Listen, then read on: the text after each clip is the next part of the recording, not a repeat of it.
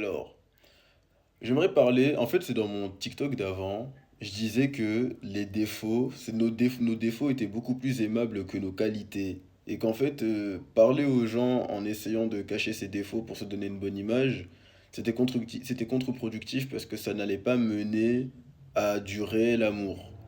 Bah en fait c'est bête, mais pourquoi est-ce que nos défauts seraient plus aimables que nos qualités? Parce que naturellement on serait plus porté à penser le contraire. On se dirait, bah moi si les gens m'aiment, c'est parce que j'ai énormément de qualités, que je suis quelqu'un de bien.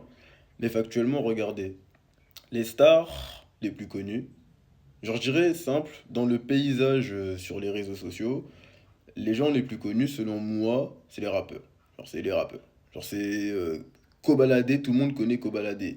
Kobalade c'est un des individus les plus aimés en France.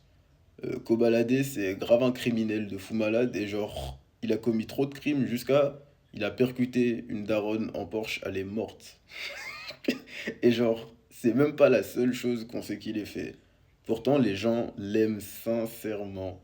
Et bah, en fait, c'est ça. En fait, ce qui crée l'amour chez les gens, c'est le fait que tu ne sois pas un hypocrite qui cache ses qualités. Parce que c'est rassurant. Et t'as vu ce côté, genre, je ne cache pas mes qualités, je ne cache pas mes défauts, contrairement aux gens. Je voulais dire un hypocrite qui cache ses défauts, pardon. Ce côté, je ne cache pas mes défauts aux gens, en fait, il est charismatique. Parce que tous les gens cachent leurs défauts par peur du rejet. Ça fait, toi, quand t'es pas en train de cacher tes défauts, on sait que t'as pas peur du rejet. Et les gens, ils se disent, genre, vas-y, comment il fait? Ou alors, j'aimerais être comme lui, tu vois. C'est ça, c'est pour ça que, par exemple, Kobalade sera tant aimé. C'est que les gens, en fait, naturellement, on a tous ce respect de l'individu qui vit sa propre vie et qui a des défauts, mais qui les accepte, tu vois. Et le fait que lui, il accepte ses défauts, c'est ce qui nous permet de les accepter aussi.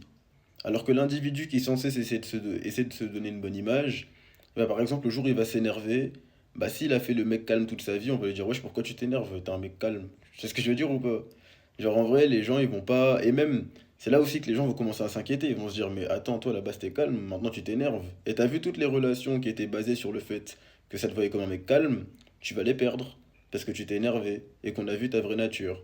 Alors que si tu t'étais déjà affilié à des gens qui t'aimaient pour ta vraie nature, t'aurais pas ce problème-là, tu vois. Et limite, quand tu serais calme, il te ferait chier, tu vois. Ça veut dire, bon, en fait, c'est important d'être vous-même avec les gens parce que c'est en étant vous-même que vous serez aimé pour ce que vous êtes. Et c'est même en étant vous-même que vous serez aimé. Vous pouvez jouer ce jeu du masque social. De toute façon, je pense qu'il y a quand même un certain équilibre à avoir, en vrai. Dans tous les cas, en fait, moi, pour moi, il faut faire les choses que la société vous impose de faire, mais c'est parce qu'elles sont bonnes. Genre, par exemple, on vous dit manger 5 fruits et légumes par jour. Faites-le. Genre, vraiment, faites-le. Genre, même si c'est pas votre genre de le faire, faites-le, parce que c'est une bonne chose. Par contre, des fois, on vous dit de faire des trucs, c'est pas pour votre bien nécessairement, mais c'est juste pour votre image. Bah, ça, t'es pas obligé de le faire. En vrai, distinguer les choses que la société vous impose de faire parce qu'elles sont bonnes pour vous, et distinguer les choses que la société vous impose de faire juste pour sauvegarder votre image. Et genre, le fait de juste faire les choses que les sociétés vous imposent de faire parce qu'elles sont bonnes, ça fera de vous un individu qui est lui-même et qui est performant. Par exemple, imaginons que t'es un mec, genre fondamentalement, t'es impoli, t'en as rien à foutre de la politesse sur le truc et tout, mais t'as capté que faire des études c'était bien. Et bah t'as vu, tu feras des bonnes études, donc tu seras un mec avec un bon diplôme, en dépit du fait qu'à la base t'es un putain de bad boy. Et t'as vu, bah rien que ça, les gens ils vont kiffer. Parce qu'à la base, les gens qui font des études, c'est plus des individus qui seront considérés comme un peu des intellos. Est-ce que je veux dire ou pas? Bah là, en fait, il y aura déjà ce décalage. Déjà, on va dire que tu as une personnalité profonde. Toi, tu es juste toi-même et tu as juste fait ce qui était bon pour toi. Tu vois? Et bah, t'as vu, tu reproduis ça à chaque fois. On te dit de faire du sport. Tu fais du sport. Même si ça te fait chier, c'est pas ton genre, c'est bon pour toi. Tu vois? Et là, t'as vu, les gens, encore une fois, ils vont se dire, ah, je comprends pas ce mec à la base.